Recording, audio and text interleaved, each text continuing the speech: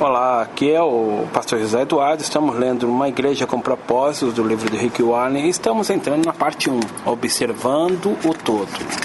Quero recordar que todos os textos e áudios e comentários estão sendo discutidos no nosso grupo no WhatsApp e também no blog Uma Igreja com Propósitos, csf.blogspot.com.br. A história da igreja de Saddleback. Uma geração contará a outra a grandiosidade dos teus feitos. Eles anunciarão os teus atos poderosos. Salmos 145, 4. O Senhor seja engrandecido. Ele tem prazer no bem-estar do seu servo. Salmos 35, verso 27. Em novembro de 1973, um amigo da escola e eu dirigimos 500 quilômetros para ouvir o Dr. W.A. Criswell falar de Jack Tarleton em São Francisco. Criswell era um conhecido pastor da maior igreja batista do mundo, a primeira igreja batista de Dallas, Texas. Para mim, um jovem batista, a oportunidade de escutar Criswell era equivalente a de um católico escutar o Papa. Eu estava determinado a ouvir aquela lenda viva. Eu senti o chamado de Deus para o ministério.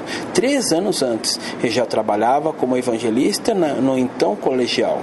Embora tivesse apenas 19 anos, já havia pregado em cultos de avivamento em cerca de 50 igrejas. Não tinha dúvida de que Deus me havia chamado para o ministério, mas não estava convencido de que Ele queria que eu fosse pastor. Acredito que W.A. Criswell foi o maior pastor americano do século XX. Ele pastoreou a primeira igreja batista de Dallas por 50 anos. Escreveu mais de 50 livros e desenvolveu a igreja modelo mais conhecida e imitada do século passado. Além de pregador eloquente e grande líder, foi um gênio de organização. Muitos pensam em tradicionalismo quando lembram de Criswell, mas na realidade seu ministério foi incrivelmente inovador. Só se tornou tradicional depois que todos começaram a imitá-lo. Hoje, com determinada frequência, ouvimos falar de pastores celebridades, cuja estrela brilha forte por alguns anos e depois se apaga.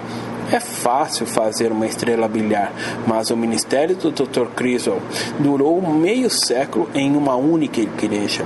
Não foi algo passageiro, pois resistiu às armadilhas do tempo. Para mim, este é o verdadeiro sucesso: amar, liderar com firmeza e assim prosseguir até o fim. O ministério é uma maratona. O que importa não é como você começa, e sim como termina. E como se chega ao final? A Bíblia diz que o amor nunca perece. 1 Coríntios capítulo 13, verso 8. Se você ministrar um amor, jamais poderá se considerar um fracasso. Enquanto escutava aquele grande homem pregar, Deus falou claramente comigo, convocando-me ao pastoreado. Ali mesmo, prometi a Deus que entregaria a minha vida ao serviço de uma única igreja, se Ele assim quisesse. Depois do culto, meu amigo e eu esperamos na fila para apertar a mão do Dr. Criswell. Quando finalmente chegou a minha vez, algo inesperado aconteceu. Ele olhou para mim com os olhos cheios de bondade e disse com firmeza: "Rapaz, sinto vontade de impor minhas mãos sobre a sua cabeça e orar por você." Então ele colocou as mãos sobre mim e orou: "Jamais esquecerei suas palavras. Pai, peço-te que dês a este jovem uma porção dobrada do teu Espírito. Faze que a igreja que ele venha pastorear cresça 2 vezes mais que a igreja de Dallas. Abençoa grandemente, Senhor." Enquanto me afastava com lágrimas nos olhos, disse ao meu amigo Dani: "Ele orou o que eu acho que ele orou?" "Pode ter certeza", disse meu amigo, também emocionado. "Eu não consegui imaginar Deus usando de forma em que o Dr. Criswell orou, mas aquela experiência confirmou em meu coração que Deus me havia chamado para pastorear uma igreja." A história por trás dos métodos. Toda teologia tem um contexto. Não se pode entender a teologia de Lutero sem entender a vida do reformador e a maneira maravilhosa pela qual Deus trabalha no mundo da época. Você também não pode apreciar totalmente a teologia de Calvino sem entender as circunstâncias nas quais ele forjou seus credos. Da mesma forma, toda metodologia tem uma história atrás de si. Muitos olham para as chamadas mega-igrejas e creem que elas sempre foram grandes. Esquece-se de que toda igreja grande começou pequena. Nenhuma igreja se torna grande sem enfrentar problemas, aflições ou decepções durante o período de crescimento. A construção de nosso templo, por exemplo, só foi realizada 15 anos depois de a igreja ter sido organizada. O fato de nos reunirmos tantos anos sem sede própria ajudou-nos a planejar nossa estratégia de alcance, conservação e crescimento, e também a manter-nos concentrados nas pessoas, criando assim uma atmosfera favorável a mudanças. Para pôr em prática os métodos descritos nesse livro, é necessário entender o contexto em que se desenvolveram. Sem essa percepção, você ficará apenas copiando o que fizemos, sem considerar o contexto. Por favor, não faça isso. Procure enxergar além dos métodos a fim de identificar os princípios transferíveis nos quais os métodos foram baseados. Mais tarde, estes princípios serão nomeados, mas o primeiro você precisa conhecer um pouco da história de Saddleback. Muito pouco do ministério da igreja de Saddleback foi planejado. Quando dei início ao trabalho, não tinha nenhuma estratégia de longo prazo. Sabia que Deus me havia chamado para implantar uma igreja fundamentada nos 5 propósitos do Novo Testamento. Tinha a cabeça cheia de ideias e queria experimentar todas elas. Cada inovação que desenvolvemos era simplesmente uma resposta às circunstâncias. Não planejei nada. A maioria das pessoas pensa que visão é a capacidade de ver futuro, mas no mundo de mudanças rápidas como hoje, visão é também a capacidade de ver as oportunidades dentro das circunstâncias atuais. Visão é estar atento às oportunidades. Saddleback é uma igreja nova. Eu sou o fundador. Assim, tivemos a chance de experimentar mais ideias que muitas igrejas. Isso foi possível porque não precisávamos lidar com décadas de tradições, embora tivéssemos muitos outros problemas que igrejas mais antigas não têm. Nos primeiros anos, não tínhamos nada a perder. Então, tentamos todo tipo de recursos. Cometemos falhas espetaculares. Gostaria de dizer que todos os nossos bons resultados ocorreram exatamente como planejamos, mas não é verdade. Eu não sou tão inteligente assim. A maior parte de nosso êxito é resultado de tentativa e erro. Em muitas ocasiões, nossas descobertas foram puramente acidentais. Um dos meus filmes favoritos é Caçada à Arca Perdida. No momento de perigo, alguém pergunta a Indiana Jones: "O que vamos fazer agora?" Ele responde: "Como vou saber? Estou dançando conforme a música." Como pastor de Saddleback, senti-me muitas vezes assim. Tínhamos uma ideia, e se funcionássemos, agíamos como se tivesse planejado tudo. Mark Twain disse certa vez: "Conheci um homem que agarrou um gato pelo rabo e aprendeu 40% mais sobre gatos do que o homem que nunca agarrou nenhum." Nós, da Saddleback, temos agarrado o gato pelo rabo desde o início, e os arranhões e cicatrizes são prova disso. A verdade é que tentamos mais coisas que não deram certo do que coisas que funcionaram. Nunca tivemos medo do fracasso. A tudo chamamos de experiência.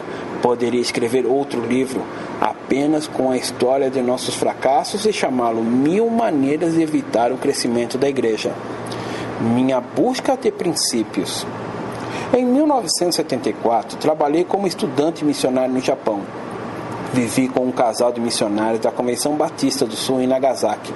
Um dia, enquanto vasculhava a biblioteca do missionário, achei uma velha cópia em HIS, uma revista para estudantes evangélicos publicada pelo Intervarsity Christian Fellowship.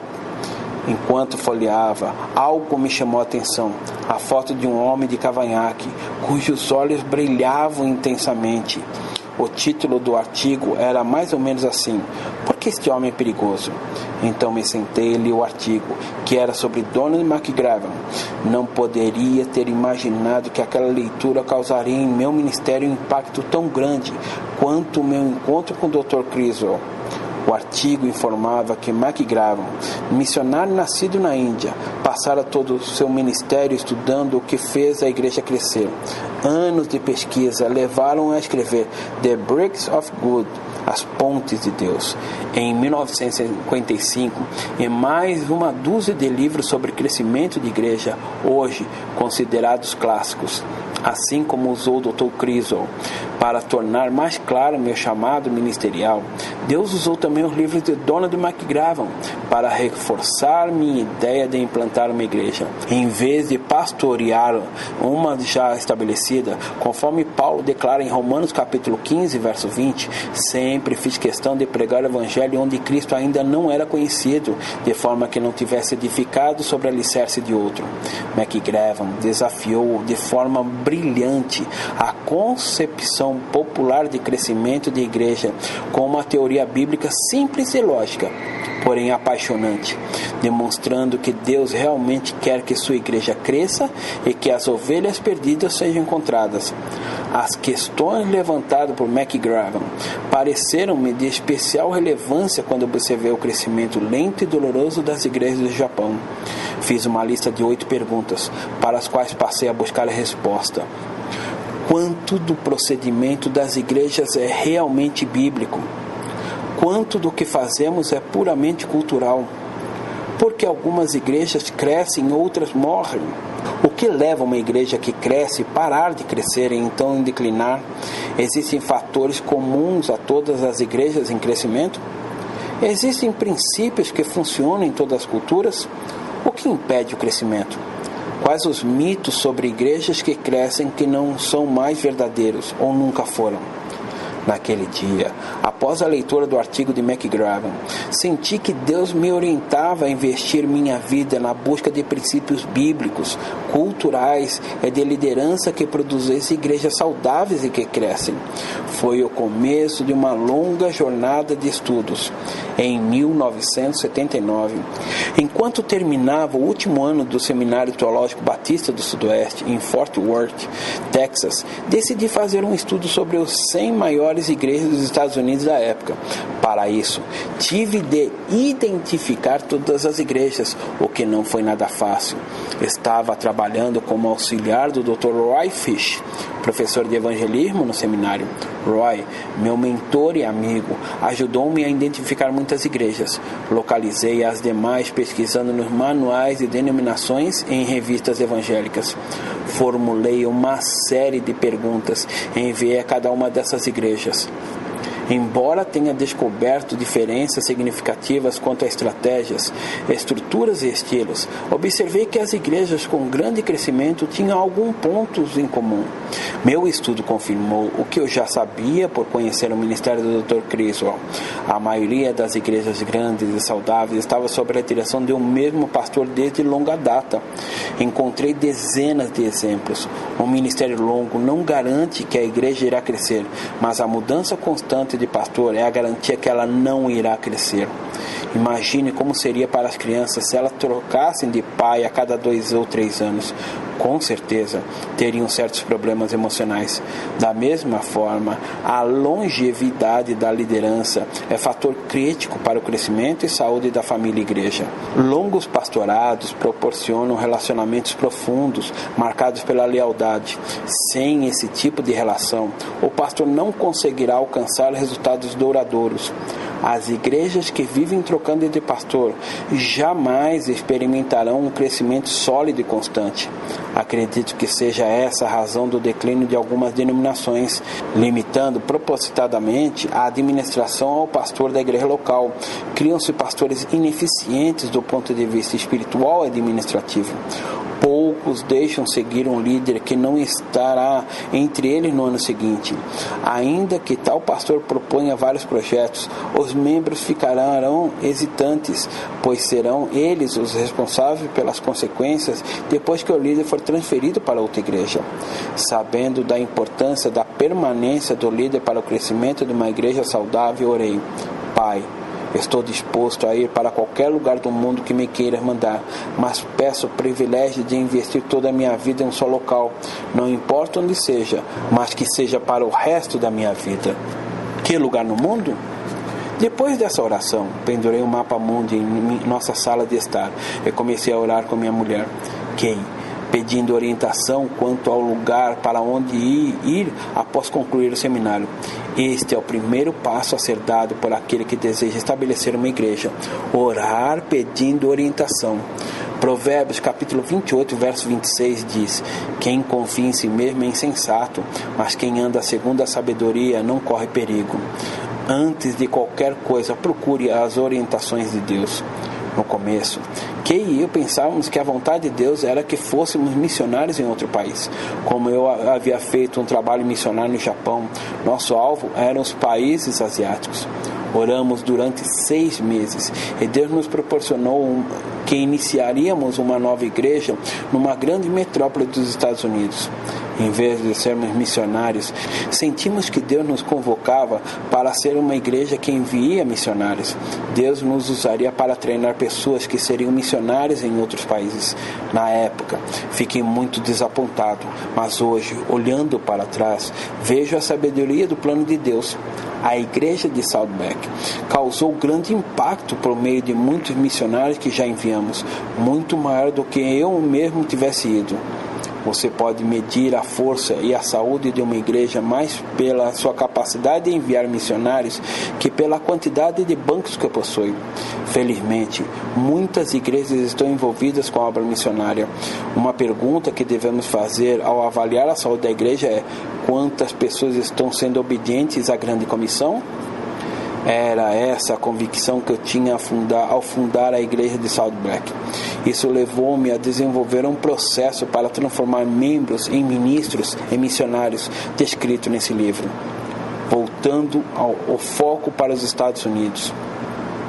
Já que não iremos trabalhar em outro país, Kay e eu começamos a orar para saber em que lugar dos Estados Unidos implantaríamos a igreja.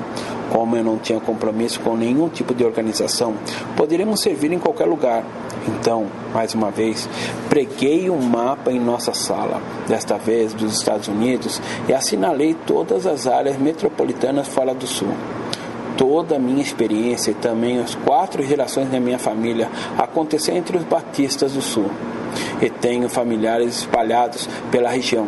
Entretanto, sabia que iria para algum lugar onde a maioria dos meus amigos do seminário não desejava ir. Orei para estabelecer uma igreja em Detroit, Nova York, Filadélfia, Chicago, Albuquerque, Phoenix e Denver.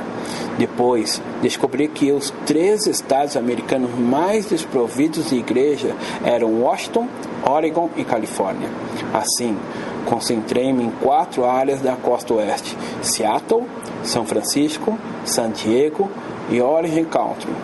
Essas áreas metropolitanas tiveram seu maior crescimento no final da década de 70 e isso chamou minha atenção. Passei o verão de 79 em bibliotecas da universidade, pesquisando os dados demográficos dessas áreas. Salomão escreve em Provérbios capítulo 13, verso 16: todo homem prudente age com base no conhecimento. Para mim, queria dizer que eu deveria descobrir tudo sobre o lugar antes de me comprometer a investir o resto da minha vida nele. Antes de se tornar uma grande decisão, é importante perguntar: o que preciso saber primeiramente? Outro texto diz: quem responde antes de ouvir comete insensatez e passa vergonhas. Provérbios capítulo 18, verso 13.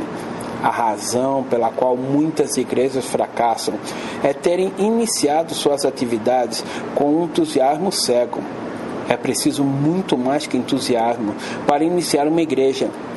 É necessário sabedoria. Ter fé não significa ignorar os fatos sobre a comunidade que você escolheu. Eu tinha 25 anos e faltavam 5 meses para a minha graduação e que estava no 9º mês de gravidez de nosso primeiro filho. Eu ligava para ela da biblioteca várias vezes por dia para saber se ela estava bem. Uma tarde, descobri que Saddleback Valley, em Orange County, ao sul da Califórnia, era a área de crescimento mais rápido da cidade nos Estados Unidos. Na década de 70, Esse fato fez-me estremecer e meu coração disparou. Eu sabia que em qualquer lugar onde novas comunidades estivessem crescendo, havia necessidade de novas igrejas. Sentado no porão empoeirado e mal iluminado da biblioteca da universidade, ouvi Deus falar comigo claramente: esse é o lugar onde quero que você implante uma igreja. Todo o meu corpo começou a estremecer de entusiasmo e as lágrimas brotaram. Atendi à ordem divina. Não importava a falta de dinheiro, a inexistência de membros ou se nunca tivesse visto o lugar.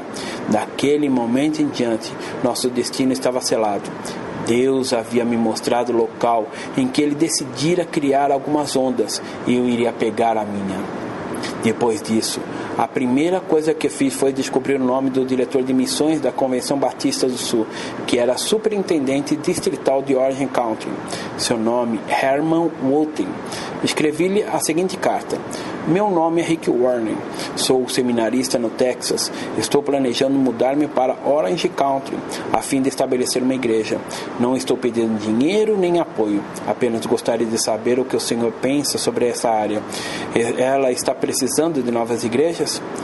Pela graça de Deus, aconteceu uma coisa maravilhosa. Embora nunca tivéssemos nos encontrado, Herman Woolton ouvira falar de mim e sabia que meu desejo de implantar uma igreja naquela área depois de terminar o seminário.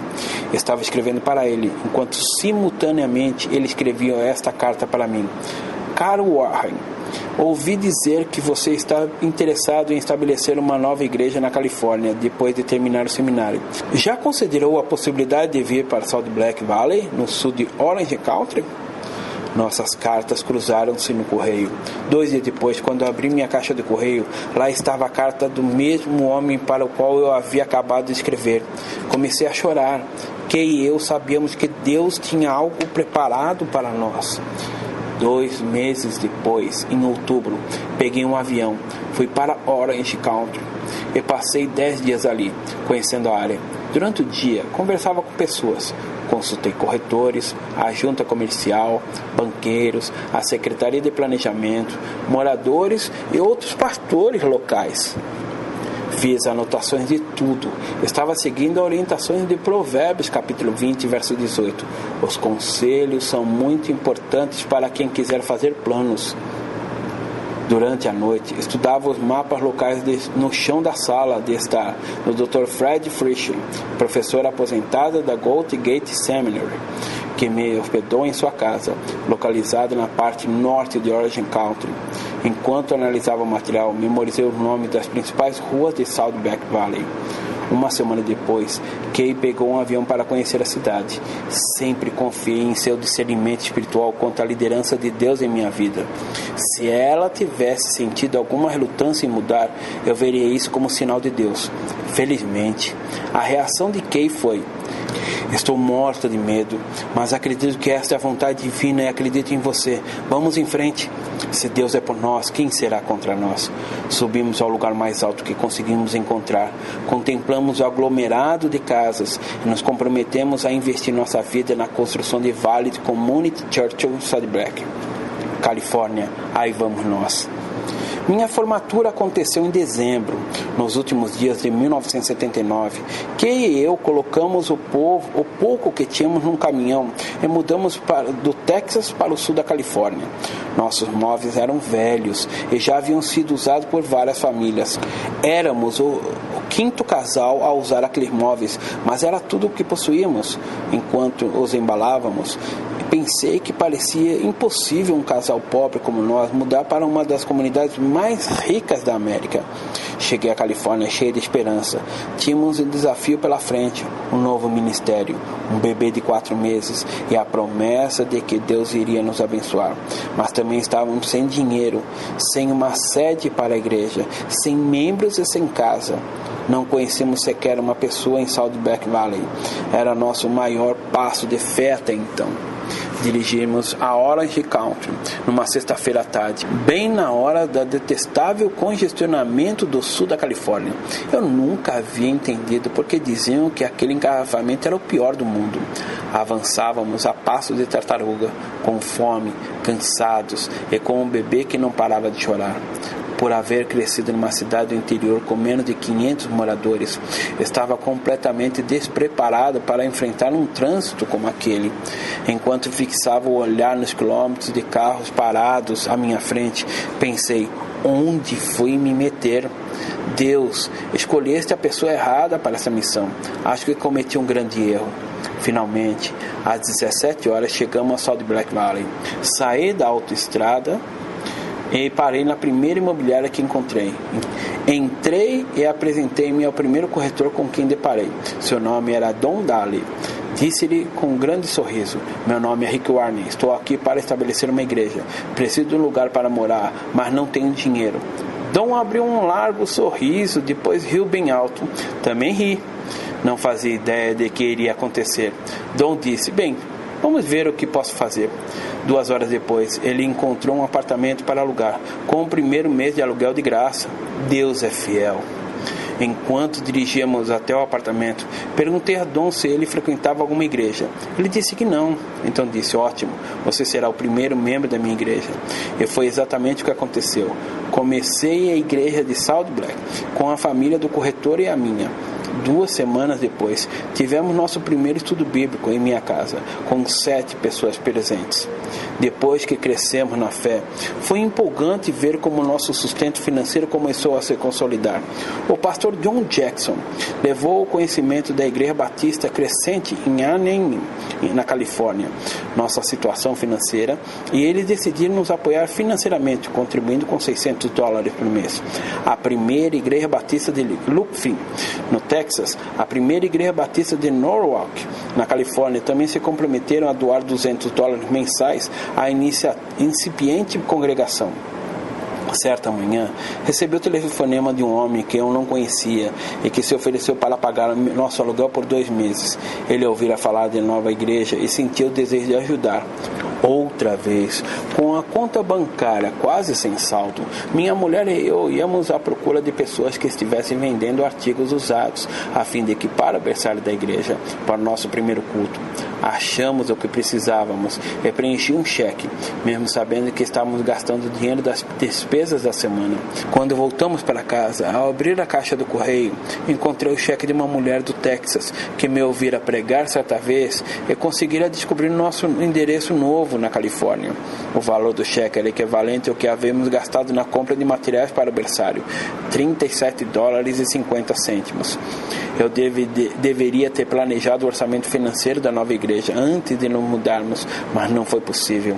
Em vez disso, mudamos pela fé. O chamado para a obra do Senhor era muito forte e eu estava ansioso para começar o trabalho. Gosto muito da tradução parafraseada da Bíblia Viva, que em Eclesiastes 11:4 diz: se você esperar que tudo fique normal, jamais fará qualquer coisa. Se insistir em resolver todos os problemas antes de tomar uma decisão, você jamais conhecerá o sentimento de viver pela fé. Deus, para alcançar seus propósitos, sempre usa pessoas comuns em situações imperfeitas. Já no início de tudo, víamos a confirmação do Senhor sobre a nossa decisão de estabelecer uma igreja e aprendemos uma lição muito importante. Para onde quer que Deus nos mande, Ele proverá. Se você é implantador de igreja, sublinhe essa frase. Será de grande conforto e dará forças a você em dias de dificuldade. Não importa para o que Ele nos chamou, o Pai nos irá capacitar e equipar para fazermos o que Ele quiser, pois sempre cumpre suas promessas. Que tipo de igreja seremos? Não precisei passar muito tempo no sul da Califórnia para perceber que na área existiam muitas igrejas evangélicas. Alguns dos melhores pastores da América ministravam a pouca distância da nossa igreja. Em qualquer domingo, você poderia ouvir Chuck Window, Chuck Smith, Robert Schuller, John MacArthur, E.V. Hill, John Wimber, Jack Hayford, Lloyd Ogilvie, Charles Blake, Greg Lauren, Ray Outlund ou John Huffman. Se você cronometrasse o tempo, poderia ouvir 2 ou 3 desses pastores no mesmo domingo.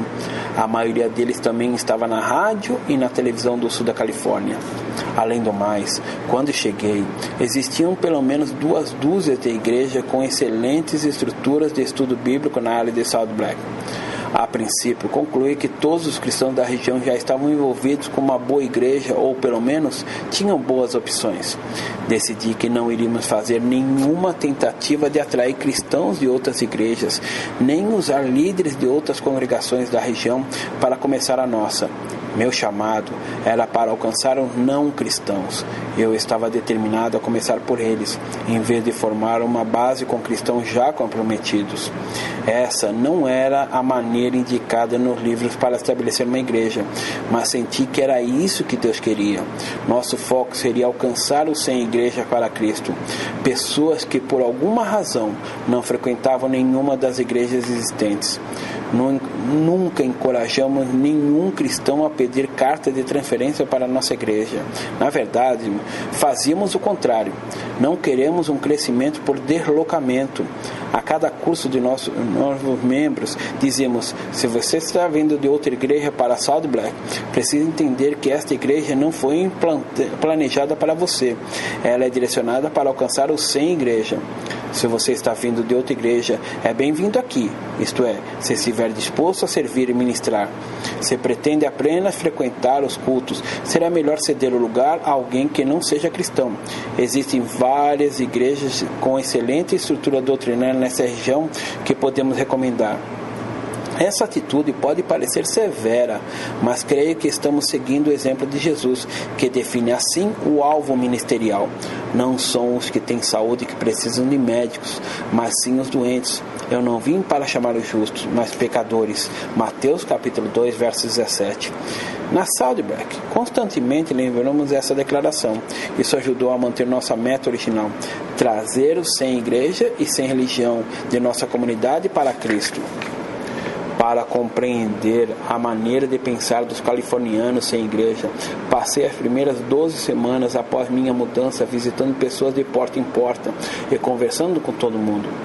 Mesmo sabendo o que elas realmente precisavam era de um relacionamento com Cristo, queria saber quais eram suas maiores necessidades. Isso não é Marte, apenas ser educado. Aprendi que muitas pessoas não ouvem sem serem ouvidas primeiro. As pessoas não se importam com quanto sabemos até que saibam quanto nos importamos com ela. Uma conversa inteligente e amigável abre portas para evangelizar os não cristãos mais rapidamente que qualquer outra estratégia. Não é tarefa da igreja dar às pessoas o que elas querem ou necessitam. A maneira mais eficiente de construir uma ponte para alcançar o sem igreja é demonstrar interesse, mostrando que você entende os problemas que estão enfrentando. Preencher as necessidades, sejam reais, sejam imaginárias, é um bom começo para expressar amor às pessoas. Eu não sabia que pesquisa que estava realizando na comunidade era chamado estudo de marketing. Para mim, era uma maneira de conhecer as pessoas que pretendia alcançar. As pessoas que frequentavam nosso pequeno estudo bíblico nos ajudaram a pesquisar. Ironicamente, boa parte dos que participavam do nosso grupo e nos ajudaram na pesquisa eram também de 100 igrejas. Marcando a data, o dia D. Após algum tempo, decidimos marcar o primeiro culto para o domingo de Páscoa. Coincidentemente, nesse dia se completariam 12 semanas de nossa mudança para Orange Country. Eu não tinha nenhuma intenção de passar mais de 3 meses realizando estudos bíblicos no Lares. Queria começar o mais cedo possível com os cultos de celebração num lugar público. Também não podia perder a oportunidade de começar o trabalho no domingo de Páscoa. Se uma família de 100 igrejas decidisse ir à igreja uma vez por ano, a possibilidade de isso acontecer na Páscoa seria muito grande. Era o dia ideal para começar um culto planejado para atrair os não cristãos. Percebi que talvez eles não voltassem na outra semana, mas certamente eu teria um bom número de pessoas no primeiro culto e assim obteria uma boa lista de nomes e endereços para futuros contatos. Durante a semana que precederam o dia marcado, nossos estudos bíblicos já contavam com a presença de 15 pessoas. Após o estudo, trabalhávamos arduamente no planejamento de nosso primeiro culto. Também discutíamos os dados resultados da pesquisa que fizemos na comunidade. Após 8 semanas, analisei o que havíamos aprendido sobre os não cristãos e as barreiras que levantavam quanto à igreja e à filosofia ministerial. Essa foi a base para a nossa estratégia evangelística. Em seguida, escrevi uma carta aberta aos 100 igrejas com os quais havíamos feito a pesquisa. Não havia nada sobre mala direta, marketing ou propaganda. Imaginei que uma carta seria a maneira mais rápida de tornar conhecida a nova igreja.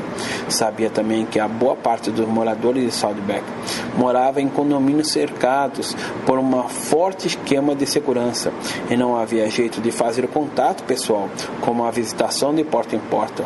Escrevi e reescrevi a carta dezenas de vezes. Fiquei pensando, o que diria se tivesse apenas uma chance de falar com todos sem igreja dessa comunidade? Como fazer isso de maneira que desarme objeções e preconceitos que eles têm em frequentar uma igreja? A primeira frase da carta descreve claramente nossa meta e proposições. Era assim: até que enfim, uma nova igreja para aqueles que desistiram dos cultos tradicionais. Continuei a carta, explicando o tipo de igreja que estávamos começando. Escrevemos o endereço e selamos 15.000 cartas manualmente. Enviamos 10 dias antes do domingo de Páscoa. Se obtivéssemos 1% de retorno, 150 pessoas estariam presentes no primeiro culto. Nosso primeiro culto. Sabíamos que, se quiséssemos atrair e ganhar os 100 igrejas, deveríamos realizar um culto diferente. Discutimos até sobre a melhor maneira de vestir. Informei as 15 pessoas que frequentavam o estudo bíblico em nossa casa. No próximo domingo, iremos nos reunir no colégio e ensaiaremos nosso culto. Repassamos as músicas, preguei como se houvesse um grupo de 150 pessoas e faremos os ajustes necessários. Quando os visitantes apareceram, pelo menos daremos a impressão de que sabemos o que estamos fazendo.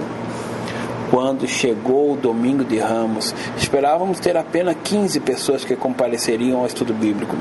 Deus, porém, tinha outros planos. Das 15.000 cartas que enviamos, algumas haviam sido entregues com antecedência. Esperávamos que a carta chegasse às casas poucos dias antes da Páscoa, mas, dada a eficiência do correio, 60 pessoas aparecem para o ensaio, e 5 delas entregaram a vida para Cristo naquele dia. Naquele ensaio, conheci o perfil da visão que acredito que Deus tenha dado a mim em relação à igreja de Saddleback. A primeira tarefa da liderança é definir o plano de Deus para a vida. Então, tentei passar minha ideia de forma atrativa e clara. Ao longo dos anos, temos retornado muitas e muitas vezes àquele propósito definido por Deus, a fim de corrigir caminhos. Nossa intenção nunca foi crescer em número ou construir grandes templos, e sim formar discípulos de Jesus Cristo. Ainda me lembro de como estava com medo quando compartilhei a visão no dia em que marcamos para ensaiar o culto. E se não der certo? Se esta visão mesmo de Deus ou apenas um sonho maluco de um jovem idealista de 26 anos? Era particularmente um sonho que esperava que Deus tornasse realidade, mas era algo bem diferente fazer o que se concretizasse. Sabia que eu não poderia retroceder. Apesar dos meus medos, tinha de ir em frente a toda velocidade. Convencido de que meu sonho traria glórias a Deus, decidi nunca olhar para trás. A igreja de Saddleback teve seu primeiro culto oficial no dia 6 de abril de 1980, domingo de Páscoa. 205 pessoas estavam presentes. Havíamos descoberto nossa onda. Nunca esquecerei a sensação de ver aquelas pessoas que nunca tinha visto, dirigindo-se para o teatro de Laguna Hills High School com uma mistura de entusiasmo, medo e respeito. Comentei com a Kay: vai dar certo. Como a mãe que segura alegremente pela primeira vez seu bebê recém-nascido, o nascimento de uma igreja estava acontecendo. Ainda assim, sentia-me humilhado pela enorme responsabilidade que Deus me estava designando naquele dia. Foi uma maneira bem diferente de começar uma igreja. Não havia mais do que uma dúzia de cristãos no primeiro culto, porém havia muitos 100 igrejas californianos. Havíamos acertado na mosca. Com tantos 100 igrejas presentes à primeira reunião, tudo parecia engraçado. Quando pedi que cada um abrisse sua Bíblia, ninguém tinha uma. Quando tentamos cantar algumas músicas, ninguém cantou, pois não conheciam a letra nem a melodia. Quando convidei vamos orar, algumas pessoas olharam para o lado. Sentia-me numa reunião do Rotary Club. Para a minha surpresa, as pessoas continuaram a voltar, semana após semana. Na 10ª semana após o primeiro culto, 82 dentre os 100 igrejas que haviam participado do nosso culto de Páscoa haviam entregue a vida para Cristo. Estávamos pegando a onda de Deus da melhor maneira possível. Toda a nossa pregação tinha valido a pena. Uma congregação estava se formando. Nossa primeira classe de membros tinha 20 pessoas, das quais 18 não eram cristãs. Por isso, precisei ensinar os fundamentos da vida cristã. Após 6 semanas, todos haviam aceitado a Cristo. Eles foram batizados e recebidos como membros da igreja. O batismo em nossa igreja era algo bem diferente. Já usamos piscinas, Oceano Pacífico e batistério de outras igrejas, etc. Mas o que usamos com frequência são os jacuzzis, encontrados com facilidade. Milhares têm sido batizados no que apelidamos carinhosamente de jacuzzi para Jesus. Os batizados são encorajados a convidar os amigos não cristãos para assistir o batismo. Alguns até mandam convites. Nossos batismos mensais são um destaque em nossa programação. Certa vez batizamos 367 pessoas em uma única manhã. Minha pele e a dos outros pastores estavam enrugadas quando saímos da piscina da escola. Lembrei-me de ter dito que, se não fôssemos batistas, poderíamos ter molhado todo mundo com uma mangueira de incêndio. Pelo menos seria mais rápido. Dores de crescimento. Nesses poucos anos de existência, nossa igreja tem experimentado contínuas dores de crescimento. Em 15 anos em Saddleback, teve que mudar de local 79 vezes. Com o crescimento contínuo, sempre havia necessidade de melhores acomodações. Cada vez que lotávamos um local, tinham de mudar. Sempre dizíamos que Saddleback era uma igreja que você poderia frequentar se conseguisse encontrá-la. Brincávamos com o fato de, dessa maneira, atrairmos pessoas que realmente sabiam o que queriam. Usamos várias escolas, prédios de bancos, centros de recreação, teatros, centros comunitários, restaurantes, residências, escritórios e estádios, e até que finalmente erguemos uma tenda high-tech com capacidade de 2,3 mil pessoas. Antes de construir nosso primeiro templo, tinham 4 cultos lotados todos os finais de semana. Percebi que as igrejas construíram templos pequenos cedo demais. O sapato não pode dizer ao pé até quando irá crescer. Eu sempre perguntava: quanto uma igreja pode crescer antes de ser seu templo? A resposta é: não sei.